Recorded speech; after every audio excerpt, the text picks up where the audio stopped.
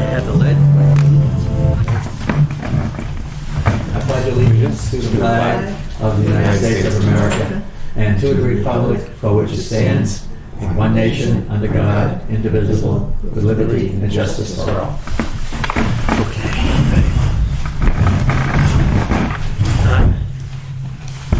I don't know if we've got we don't even have a quorum. We don't. So we're not going to vote on anything, as far as I can tell.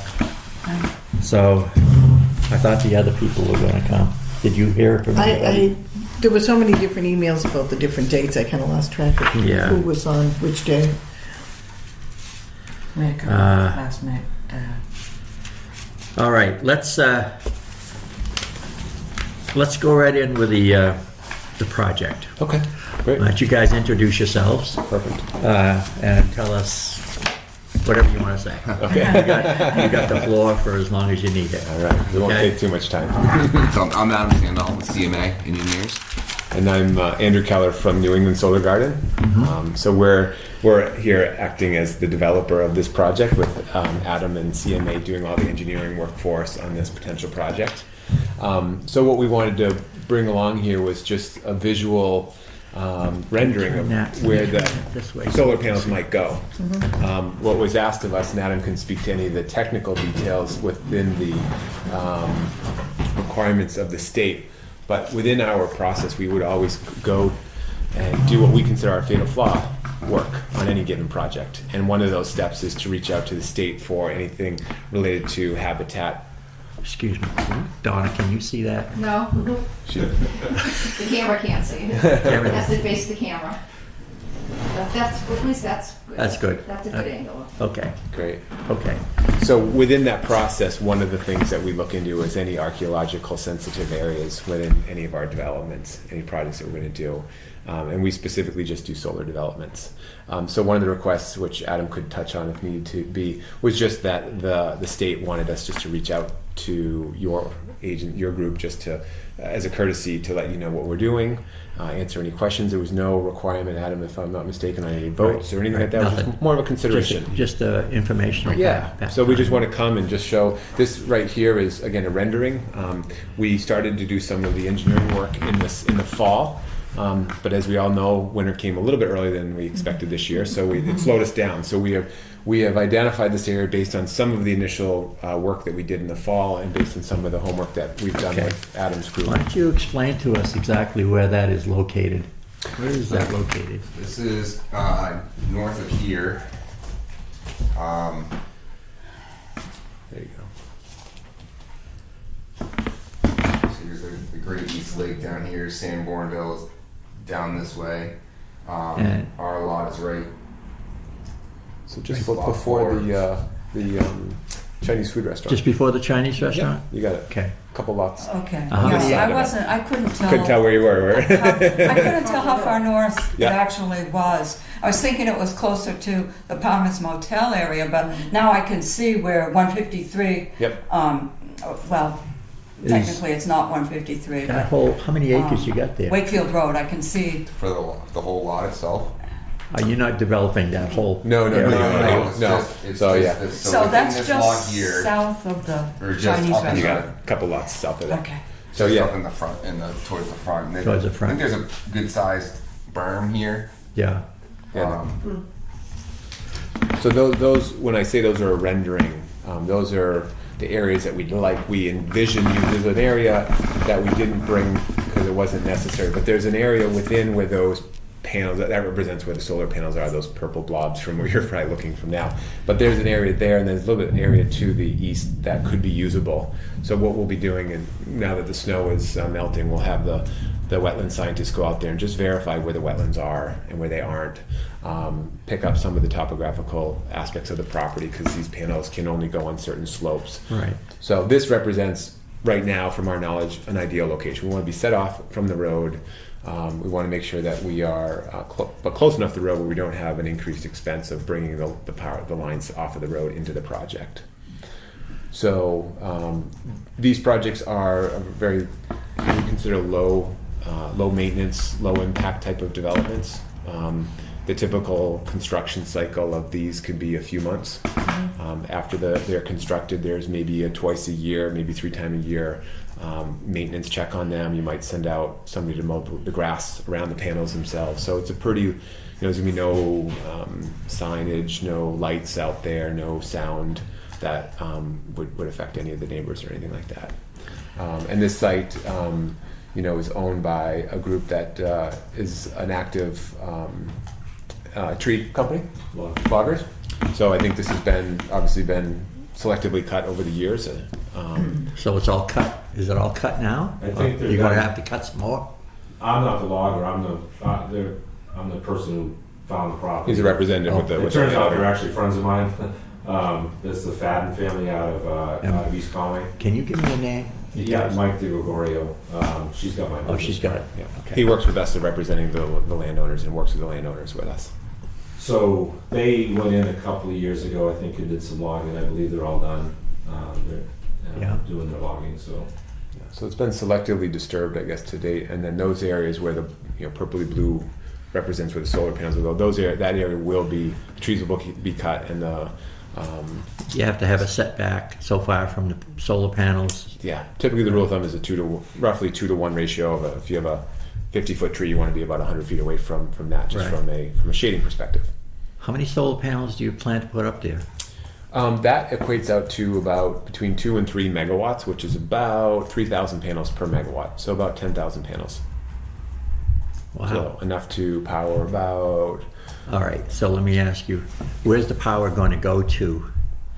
So who's going to get the power from those cells? So what we do, the way the program works in New Hampshire, it's under the state statute called the Group Net Metering program. So what we do is we build the solar project and we connect it to the grid. And then what we do is we share the value, the financial value of the power with anybody who is in New Hampshire Electric Co-op territory.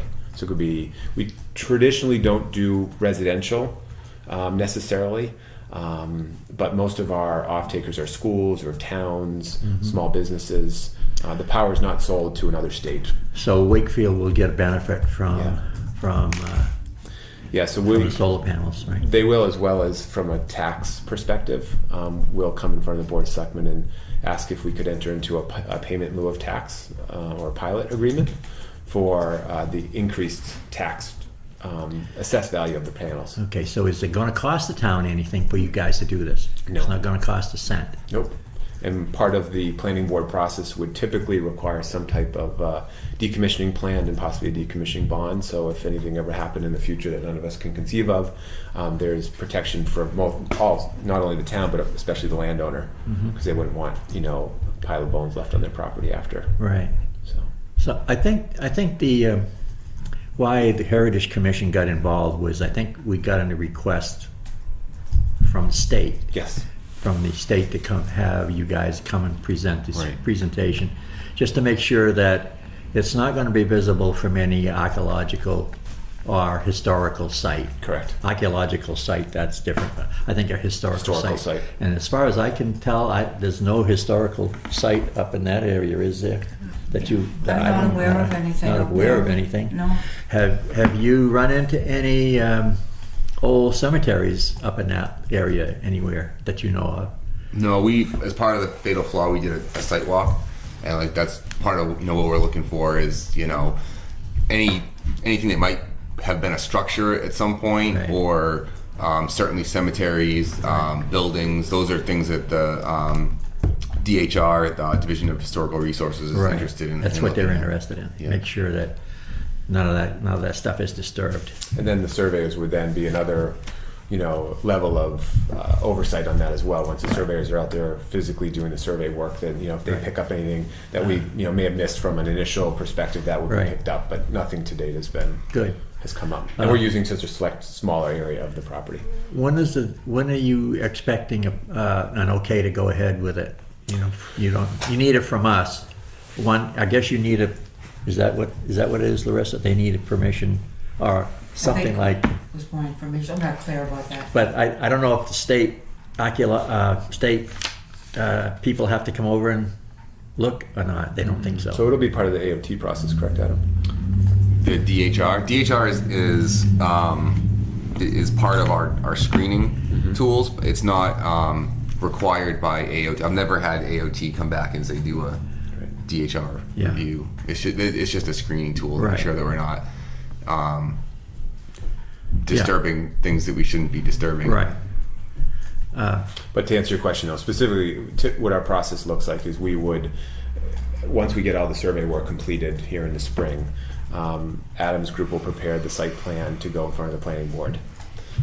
And during that process, we'll also be submitting to the state for an alteration of terrain permit. Yeah. Because we'll be disturbing more than the amount allowed before you trigger that. Right. So there'll be state oversight, and then there'll also be the town oversight. And then once those permits are in hand, we'll be only waiting for the utility permit, which takes the longest. So that usually starts around after this time frame here. We start that process. So usually by the time we get to the end of the utility permitting and engineering review that they do, hopefully we align ourselves with local and state. Is that roughly like a couple of years or something? Oh, no, that's about 6 months. Oh, 6 6 to 8 months. months, yeah. The utility usually takes between 6 and 8 months, depending on how busy or how. So slow you're they wanna figuring go. to get in there and be done by Christmas, right? Permitting, yes. Build out may Build. not be until next spring at this time. Yeah. Depending on what type of winter we Is have. there any wetlands up in that area that you walked? Did you walk it? Any big wetlands? I didn't personally walk it. I mean, you can see from the plan that there's some There's some brooks. streams and There's some brooks stuff running through right. there.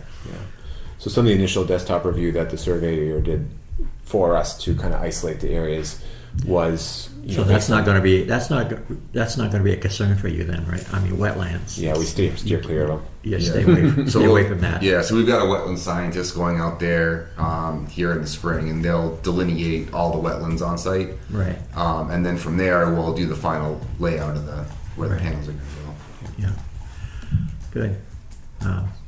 But yeah, we definitely like to stay away from wet areas. Yeah, you Usually, definitely want. based on the planning board process in other jurisdictions, we usually Electricity and water don't usually go water so don't well. go well. Exactly. Got any questions? I do have a question about the elevation of these panels, and since I know going up Wonton, it's kind of going up on a hill. Will this be visible to oncoming northbound traffic either way, or? That distance there, again, it's all gonna, with the exception of the buffer, like I was sharing, that 50 to 100 foot buffer from the panel edge. Other than that, there will be probably 100 yards of trees coming up Route 16 that would kind of be a natural buffer there. In the winter, would they maybe see it? Yeah, you might, but it's not going to be like this glaring open field. Right, we're not going to clear trees right to the edge of to the road there. But they're typically, the height of them is usually at the highest point about 10 to 12 feet tall. Do you guys normally like put up a balloon or anything for people to see if they can see it from their house or anything like that? Do you normally do that kind of a thing? I know with cell towers, Yeah, they do that. They put a balloon up and people They do. can. And that's usually because, the cell towers are 150 That's way- feet tall. Yeah, the 200 feet. When yeah. when you're dealing with, because it's really difficult with solar panels to create some type of a shading or screening from an abutter that's physically above you. Right. But because, like I said, typically, in a place like that, the trees are going to be at least 50 feet tall. Right. And we're going to create a nice buffer. And again, unless you can look over the 50-foot tree, you're not going to be able to see it. But if you're up 200 feet up, looking down across the valley, could you see it possibly? But again, you can't do the balloon test until the trees are cut. Because 50-foot trees, you're not going to see 10 foot. You're not going to look Right. down 40 feet from the Oh, tree. yeah, okay. So the road visibility is going to be good. You're not going to see it. Right, and there's no glare from these panels. Panels don't glare; they're absorbing. Now they have to be faced in the southern direction, right? You got it. Now is there the elevation there is ideal for that? So all the analysis we do before we even bring on a firm like Adam's firm at CMA is to understand what the array could produce for power based on Yeah. the equipment, the location, and the angle of the panels. Yeah. See, the elevation up there is around 900 feet, I think. But right where you're going to put the panels, it's I don't know. It might.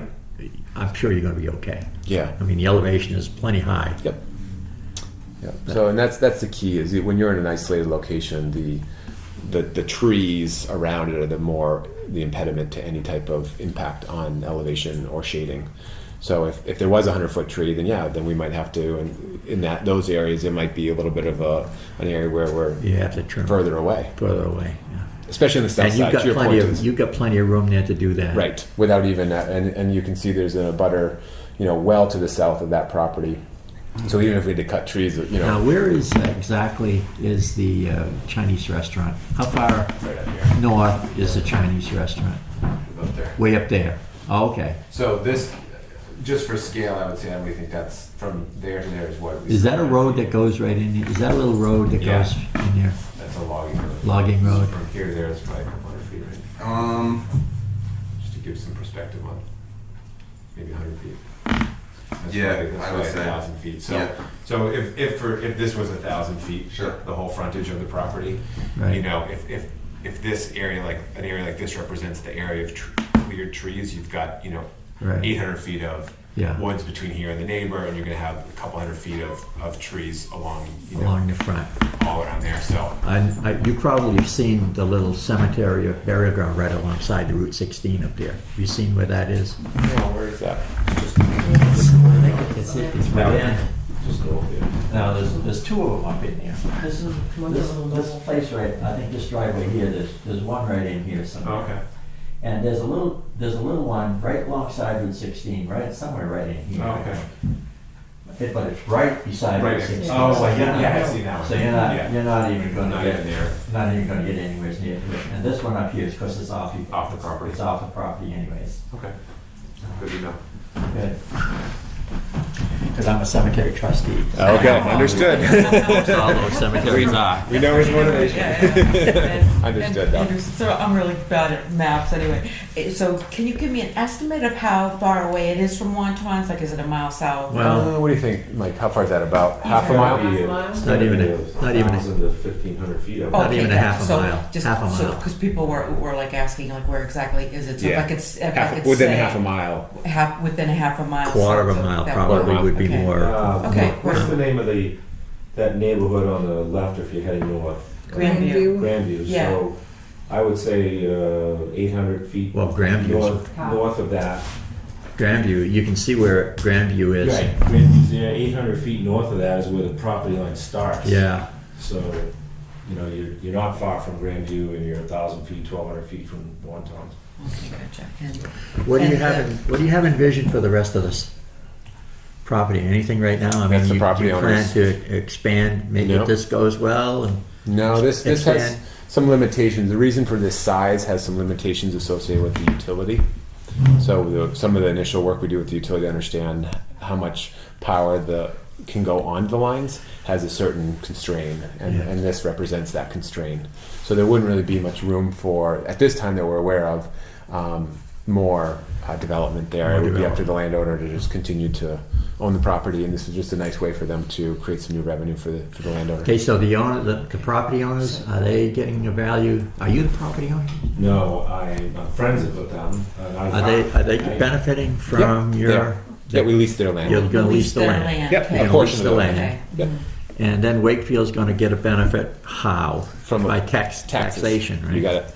And then also there'll be the opportunity for some of the local businesses to be a part of the buying the power from, or getting a financial benefit from the power that's generated there. Yeah, that As long as was, they're with co-op, because I that was think this is one a of my town that's biggest- split. We have Yeah. Eversource and co-op in this town, so you have to be on the co-op side to be eligible. right. Now, Andrew, does your company have any projects in our neck of the woods? Yes, we did the Milton landfill project just down the street, which is the largest solar project in the whole state. Is it? Okay. Would you- Let me rephrase that. It was until a What? week ago. Okay. Where you got one. Is this one going to be bigger, it looks like? This will be a little bit bigger, but it's not as big as the one that just got bigger than ours. But yes, we did the Milton landfill. So you put solar panels On their landfill. on the landfill. Yep, we were working with your town to try to do one on your landfill, but your landfill is too small. Yeah. So we had some Oh, constraints okay. to the size and the shape and things. So we have been here in front of your town before, and we're working really hard with the town administrator and the board to try to make it happen. A couple of years ago, and it didn't. We Yeah. couldn't make it work on that small of a Okay. footprint. Right. But other than that, we have also projects in Franklin, New Hampshire. We have projects in Epping, New Hampshire. We have projects over in Hillsborough that are all of similar size. We have quite a few projects in development with Adams Group and some of our other engineering firms. of similar size around the state. Probably about 30 or 40 of these projects around the state. How big are the panels? Are they Typically about 3 by 5, 3 by 6 panels? Yeah. Yep. That's about Pretty as big as they standard go. size. 3 foot by 5. Yes. That's as big as they go. I mean, They go bigger, but that's kind of that's like the size that matches up nicely with the bigger they go, the more people you need to install them. So like that size is like the perfect size to like Installation. keeping installation costs in order. They do have like 400 watt panels that are half the size of this table. Yeah. You know, they're much bigger, and they have certain applications, but these are kind of the standard issued product that you might have on your home or business would be that 3 to 5. So you said how many this panels are going to go? About 10,000. 10,000, right? Yeah. Wow. How many, 2 to 3 megawatts, how much power is that? Each megawatt equals about 150 average New Hampshire homes of power. So your home, you might use the equivalent of 6,000 kilowatt hours. So each megawatt equates out to about 150 New Hampshire homes. Cool. As an example. Good. Yeah. Interesting. And what kind of a stand do these panels go on? Are they elevated tips? I mean, how does it? Yeah, so we would, it's basically a glorified fence post. So there's a pile driven, oh yeah, there you go, there's a good picture. So there's one you can see as an example. So you've got a post that gets driven into the ground. Yeah. And then you've got, this happens to be 5 panels up. Usually they're anywhere from 3 to 5 panels up. So these panels, you're not going to don't have move. any that rotate. Nope. No, not we're looking into that technology in our state, but there's certain constraints to certain areas where you can put those based on the shape of the land and the snow load. Right. Sorry, turn that way from me. So you can get So those are stationary, so they just kind of sit and stay sort at of sit basically right 25 degrees. Yeah. And then they stay in that way. So the reason for a south-facing panel is because obviously the sun comes across. So the ones that move typically move with the sun this way. Yeah. These ones were kind of taking the average of what that angle is, so you can catch it coming across. Right. And if you have to keep it set, south is the maximum production you can get. If you put one east-facing and one west-facing, you could lose 25% of the production of the panel just because of the way the sun moves. So south is like your ideal. So I'm presuming that the snow and ice just slides right off. You got it's like your window like on your roof where it just like gets warm and it just sheds right off. Your skylights at your home, for example. So that's the maintenance on it is what kind of maintenance do you have to do on it? So that's a good picture. Unfortunately, it's not a good picture to represent what we would do up here, only because, as you might be able to notice, that's pretty low to the ground. That one's down. And that picture happens to be one of our projects in Massachusetts that we brought along with us, but that's only a couple feet off the ground. You can imagine up here. So the angle that you're going to have up here is going to be higher. The back is going to be higher. Yeah, that one's about like 6 or 7 feet tall. So the angle will be the same, but the height of them will be a little bit taller off of the ground. So what happens is the snow will just shed off naturally and just settle on the ground. Yeah, those are just some different reports we bring along. We have some glare reports. We have some property valuation reports. We have some, what else am I forgetting? Smell, sound and glare. Yeah. So these things don't have any sound. They don't. There is no sound from. There's the no inverter. utility poles anywhere around up there, right? That's going to be involved. Just they come off of the street just the way they are, and there might be like 2 or 3 poles going down to the actual. They're not going to interfere with anything. Yeah, they're the same exact lines and same exact power that is on the street right now. Okay, I have a question for Adam. Do you do any kind of wildlife assessment for So we did. impact? Yeah, we as part of the fatal flaw, we did a search of the natural heritage inventory database. Natural heritage inventory? Yep. And we also searched the New Hampshire Fish and Game. Did I bring those with me? I don't know that if I brought those with me or not. Yeah, so what they'll typically do with that is they'll do that review and they'll come back and tell us that we recognize that there might be this type of habitat in that area. If it's on the parcel, we have to do further work with the Fish and Game. But if there's nothing on the parcel, then they'll give us either you're okay or we'd like you to meet with the Fish and Game. And this one, I believe there was no need for this. The Fish and Game. There's kind of the same stuff everywhere. There's the bats, which are they had habitats all over Yeah. the state. I can't remember some of the other ones. The bat is on all of them. Sometimes it's turtles. Yeah, birds, Birds. migratory birds. Yep. So none of that came up on this site. Okay. All right, thanks. What about, who's going to maintain this property once you get it up and running? And who's the maintenance for people that are responsible, cutting the grass, Yeah, or trimming the bushes? and Usually that? somebody local. There's a certain... Who hires that? Is it that you Yeah, responsible for doing We that? will eventually, yeah. Once the ownership group is put in place and we built the project. So here, the process is that I act as a developer with Adam. We get all the permits in place, and then we have a long-term ownership group that owns these projects for the long term, and they're responsible for building it and maintaining it. And always the construction of these projects. There will be some specialty services that come from out of town, but lots of times because you need labor quite a bit to build these things. So they'll be looking to the local labor pool, the local site contractors, to do some of that work. And then after the project is built and the grass is grown, you would obviously make sense to hire a local, lawn maintenance company to come out and mow that down a couple times a year. Right. So it's not like a lawn we have to mow once a week. It's like 2 or 3 times a year at best. Are those posts permanently put in with cement or anything? Have you- No, it's pile driven with a Pile driven? yeah, and then they come right out. Yep. Do you have to replace those? Ever have to replace any of those panels at all? Not typically. So the panels themselves have a 25-year warranty on them currently. Panels that were installed back when panels were really started, being installed 40 years ago, those panels today are still producing more power than the current panels warranty to in 25 years from now. Really? If that makes Yeah. sense. So the point is that the technology is pretty, the panels themselves are just collectors.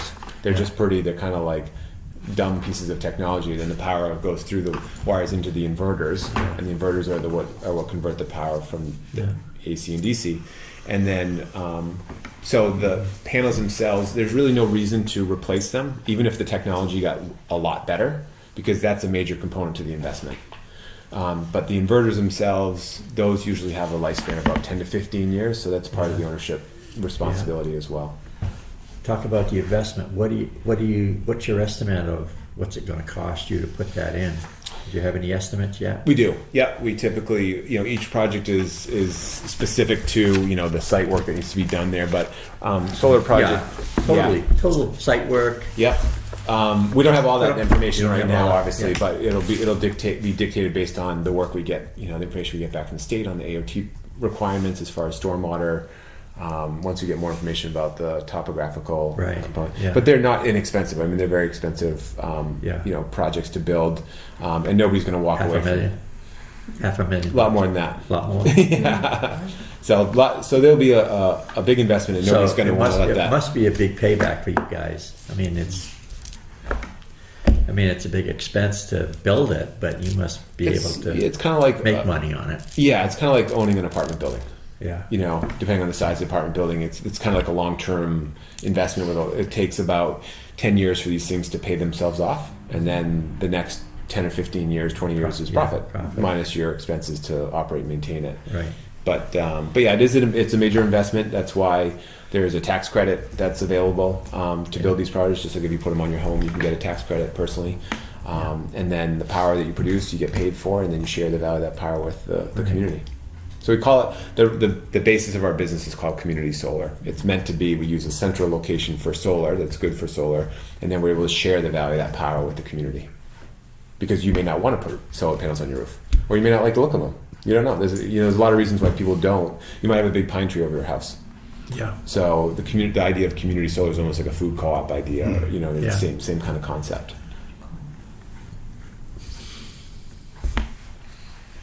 What do you think? Yeah. Any more questions? Answer always the the quiet- questions. I was interested about the wetlands, and you're going to walk the site. Yep. 'Cause, It's always the quiet ones we we've get nervous taken about.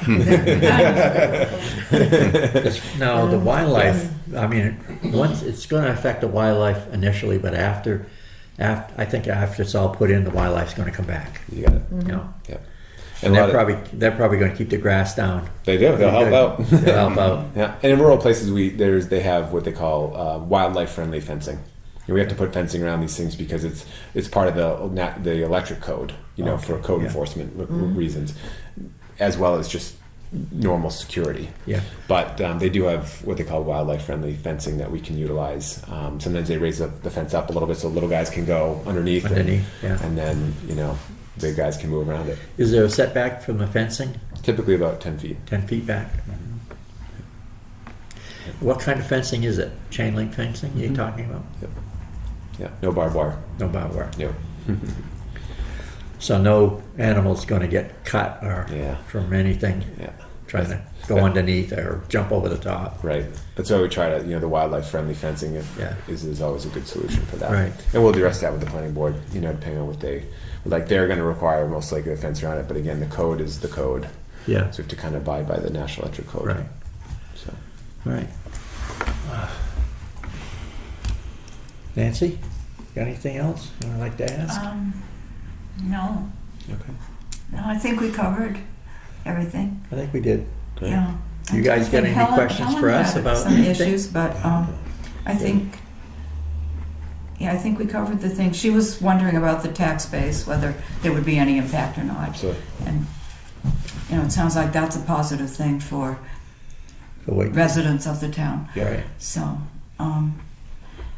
you said 12 feet high.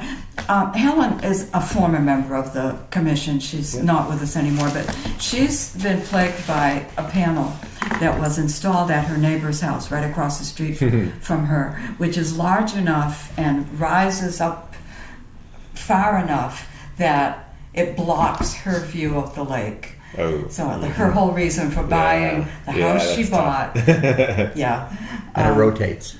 That's the one. Oh, it's one that moves. Yeah. So that's been kind of a concern for her. She, I can't imagine that's going to be an issue for anybody with the There's no trees as a buffer. And there's no houses around. And I don't think there are that many homes right Nothing. nearby.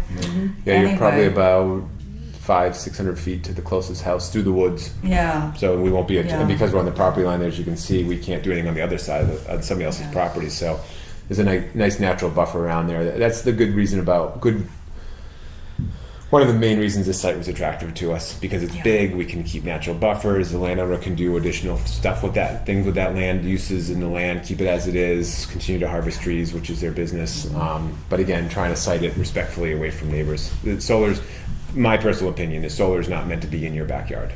I mean, if you have it in your backyard, great, but be respectful of it, but big projects like this need to be in the back 40, on a landfill, on a brownfield site, you know what I mean? An old hayfield that's really just not doing much value for a farmer that's trying to save their farm or something. There's a lot of reasons why these can be utilized to help landowners and also be respectful of the neighbors. So overall, the size of this solar farm, how does it compare, like nationally or worldwide? Small. It's small. Yeah, I mean, New Hampshire has one of the smallest quote-unquote programs for what we would consider commercial solar projects. Massachusetts, as an example, has a program that's currently 5 times bigger than, the size is about 5 times bigger than our current project size. And then you go out west, they're just massive. I mean, they're hundreds of acres They of get these. sun out there, All day there's no long. mountains, there's no trees. Yeah, and it's nothing. flat as board usually. So this is a smaller. This is smaller in overall scale. 10,000 though is not. It sounds like so. It's That not, right. That's true. I guess sounds compared to your small home, to which us. might have 24 on your home, right? Yeah. No, it definitely Is the Milton? Are they online now? Are they The Milton up one? and running? The Oh yeah, Milton a couple years landfill? now. Almost 3 years now we've been up. Have and they been online? Yeah, Yeah. and CMA did all the work for us in that one as well. It was the first landfill project ever built in the whole state. First one ever permanent. It was not easy, being the first. Because that's up on a hill too. I mean, I know where Yep. the landfill is. And Yep. Nice and flat, but it's up high. It's so up high. Yeah. there was no concerns, no issues after it was installed. Everything's no running complaints. fine, right? Yep. Everything's running great. Yeah. Yeah, Good. and they're all monitored remotely, so we know if somebody decides to go out there and try to pull a panel off or steal something, we know instantly. Right. So we know how to keep track of these things. Well, that's good. I don't have any additional questions. I guess Nanny, you guys all set? Great. We will contact. I guess we'll talk to Pam and then find out what she wants to do about the state. Okay. Yeah, and we'll just get the copy of your minutes and we can share that with the, I think that's really what we were gonna do on our end, was just share the minutes and make sure the state is comfortable with us meeting, their consideration for coming to you guys. So we As appreciate far the as time. I think as Coming we're, over, really. as far as we're concerned, I don't think it's going to affect any historical anything. We don't have anything up there. Nope. Yeah, there isn't that much around We were a little that- surprised by that the area request, is but we're happy to come and Well, talk to you guys about it. It's always good to talk to the It's always, town. because There was some concern about this is televised too. visibility from This is historic, televised for the town, corner of so Wakefield now Road that, and now that you're here and 16 discussing it, Got it, okay. the whole town's going to know what you're doing. Yeah, they'll have the opportunity to come and ask Great. questions. We'll be answering all the same questions again. Yeah. Have you guys talked with the Conservation Commission? In town here? Yeah, Uh, the town has a Conservation Yeah, Commission. no, we have I'm just not. wondering, they're like a logical group of people to be very interested in knowing what all of this entails. That will be dictated based on what impacts there are on the wetlands. Is that correct? Yeah, I mean, normally how that works, so we'll submit a site plan application to the planning board, and they'll go through and look at it, and if they think that the Conservation Commission should chime in, usually that application gets reviewed by Conservation Commission. Right, right. If they think you need a permit, or if they think it has to be a public, Right, any Meeting concern for or the public or meeting Yeah. minutes, exactly. they can set one up. Yep. So when's the date when you got to get a lot of permits before you get going, right? So Yeah, it's we going to gotta- be a We while. gotta still get up there and do a bunch of survey, and It's hard to get in there right That now. darn white stuff is Yeah. getting in It's our hard way to right get in now. there. So hopefully we'll have a nice warm afternoon tomorrow, and it'll. Two is or it three tomorrow more or is it weeks, you Saturday? should be It's able supposed to get to. warm. 2 or 3 more weeks, middle of April, you should Yeah, be able to get we'll in be there. in good shape. Yeah. Well, Great. thank you very much Thank for you all. stopping by. Thank you, and guys. giving Meeting you all. us the Appreciate your info. feedback. Have a great We night. appreciate it. All right.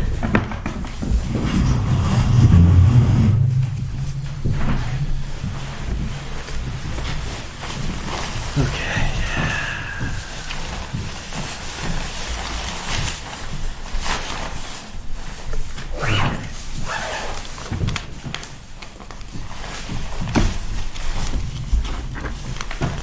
Have a great night. Bye. Thanks for coming.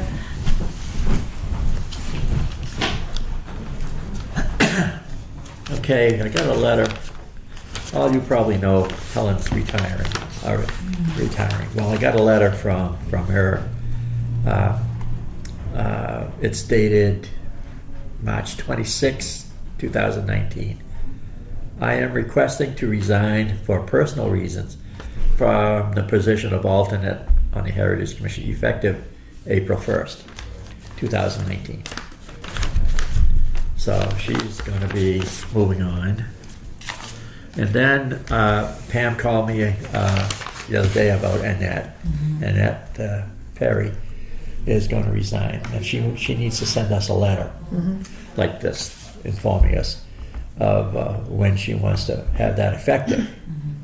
So we'll have a permanent place open, permanent member, and an alternate member. That's going to be. So if you know of anybody that, I think Connie's interested in coming back.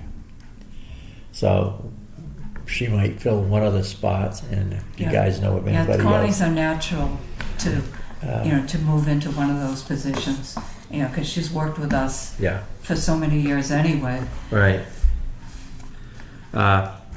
Okay, so we got this bill. We don't. Is this? I'm thinking that this is on our budgeted item for directional sign. The directional signs that we have Yeah. down on Route 16.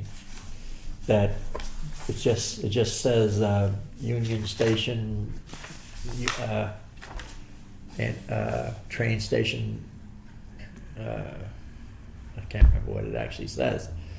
But we have 2 directional signs, and we have to pay $20 a year to keep those. Those are blue signs. Those are the blue yeah, signs. yeah. We have one south of the intersection in Union, and one north of the intersection in Union.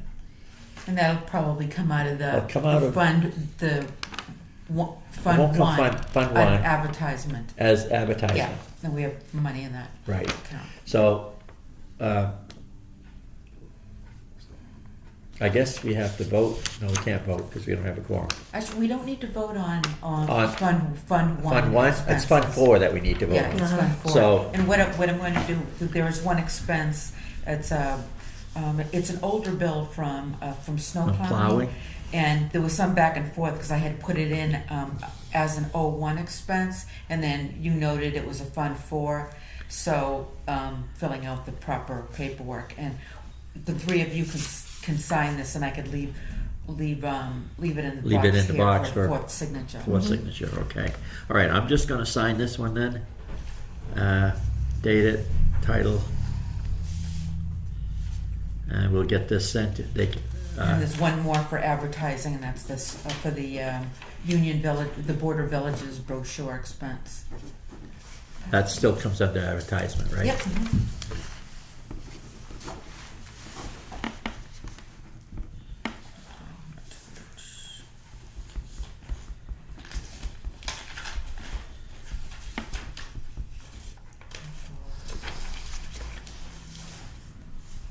Okay, that's that one. You can take care of that one, Marissa. Okay. Okay.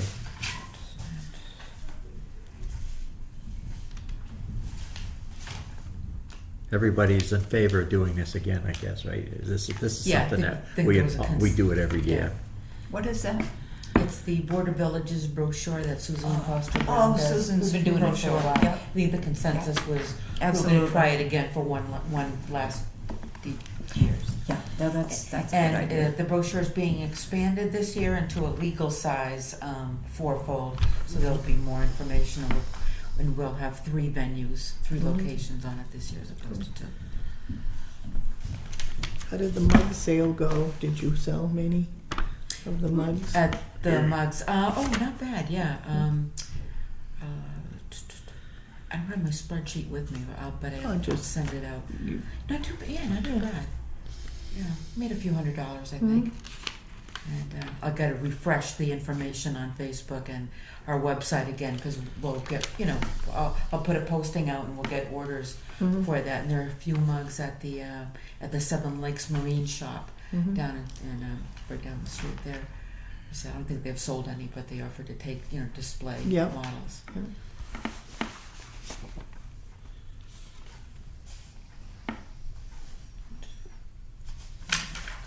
Gotta get the right account number.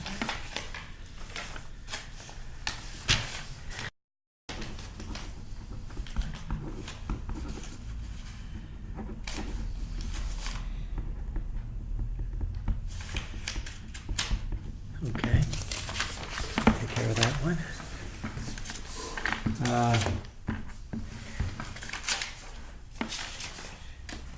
Okay, the other thing, couple other things. We've got Pride Day coming up. Yeah. What's the date on that, do you know? You got the date?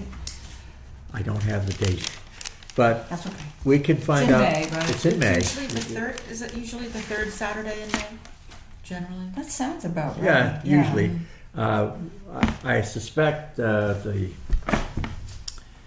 not the conservation. Who ran that last year? It was the Chamber of Commerce? No. Chamber of Commerce ran The it last year. Chamber or, yeah. I think it was Chamber of Commerce. So we'll have to get a form from them. So Louis, maybe you can find out who Tom Doobie, I think, is president of that group. I think, I'm not sure. I think he ran that last year. So we need to get a form and filled out, and I don't think there's any charge for us. For nonprofit, We're correct? nonprofit, so we don't have to pay anything, but we need to have a form in. Last year, we got it in really late, so we try to get it in as quick as we can this year. Somewhere, I would like around May 1st maybe, so that we be in there plenty of time. Okay, put it on my to-do list. To-do list, Okay. yeah. And then the other thing is, Pam wanted me to mention opening day in June. June 29th is the last Saturday in June for opening up the station and everything we have that's going to be open. And I think that's the day. Do we open this?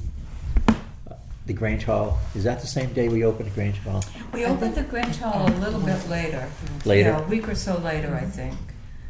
Yeah, So, yeah. okay, so we want to, I don't think we're going to be able to plan any projects or things down here. Major, yeah, and- It's just, we'll just have it open. Just have it We'll opening day. Well, whatever we do is going to be probably for Heritage Day, whenever we decide to have Heritage Day down here.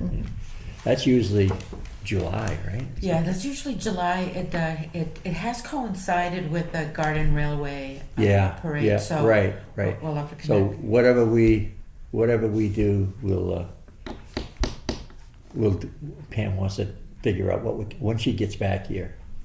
Everybody knows about Pam, what her situation. Broker leg. Pam broke her leg. Oh, no, I didn't know that. Yeah. Oh, dear. So she's Oh, in she I wanted don't to think be she back. wanted that. Oh, she didn't want that. Well, I'm not going to tell anybody. I don't know anybody who to tell, but I'm sorry that she did. It's all over town Oh, now. sorry. All over town. That's, no. Okay. Okay, so We're the ones for that opening brought day, it up. I might want to get together with a work crew to go down and clean up, start helping cleaning up down The there. railroad station? Railroad Yeah. station. Probably, well, anytime after the snow goes, because I'll be down here.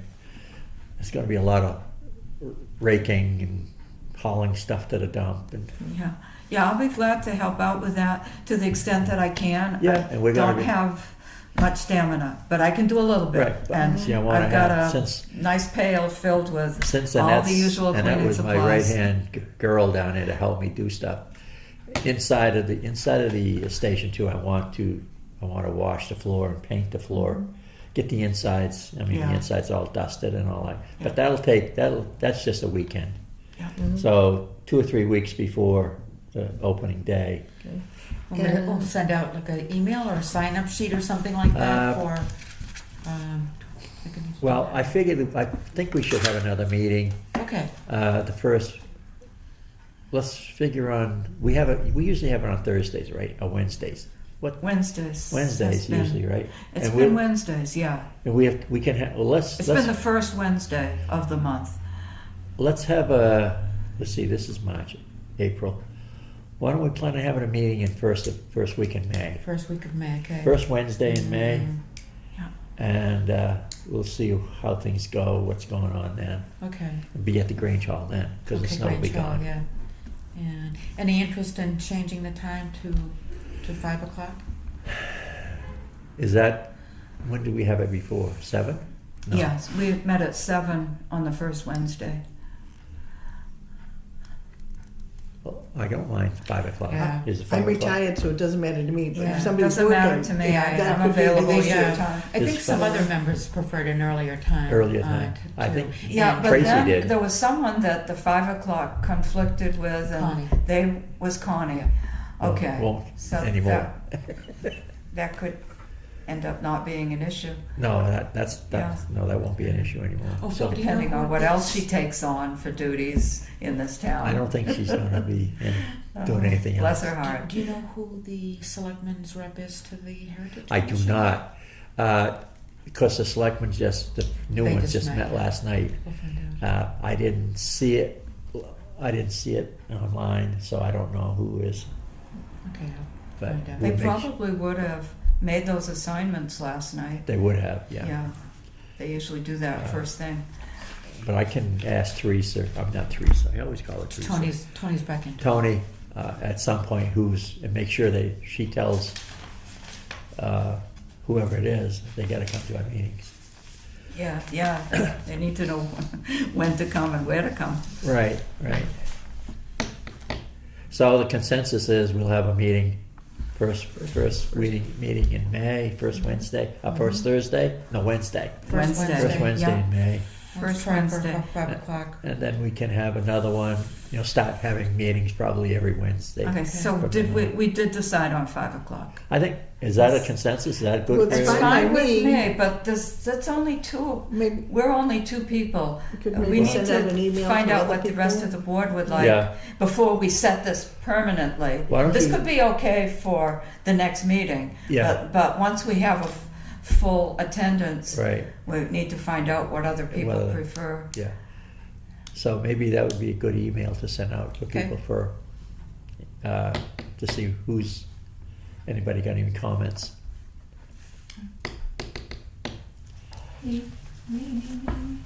Oh, So it's definitely canceled for the first in April, the For- first Wednesday in April. Yeah, Okay, there's no meeting in April. just need to know. First Wednesday in May would be the next one, Okay. at the Grange Hall, Yes. 5 o'clock, hopefully. But we'll let you know, And while I have you Okay. here, That little snowbank will be all gone by then. yeah. Meeting to adjourn, all set? actually, one last. You got thing. something else? I'll need to plug in an account number here, but if I can get your signatures on a Oh, yeah. invoice for snow plowing. Okay, that next meeting will be May 1st, okay. as a matter of fact. Is it on May 1st? Yep, May 1st is the first Wednesday. Okay. Good. I'm reading that right, am I not? Yep, you're right. May 1st? Yep, I'm Okay. in the right year. yep. 'Cause you don't And always if we know can, with these little guys. If you can, if Larissa have a form from the people that are gonna run, Pride Day. We'll have that ready Yeah, for yeah, them. We can okay. get it all signed and everything. Mhm. Okay. So there's that warrant to, just go ahead I and was just sign looking it. for where the signature went. Yeah, See. they're up at the top. What is that for, plowing? Is that for Yeah. plowing? Okay. Who does our plowing? Ed Brown. Ed Brown?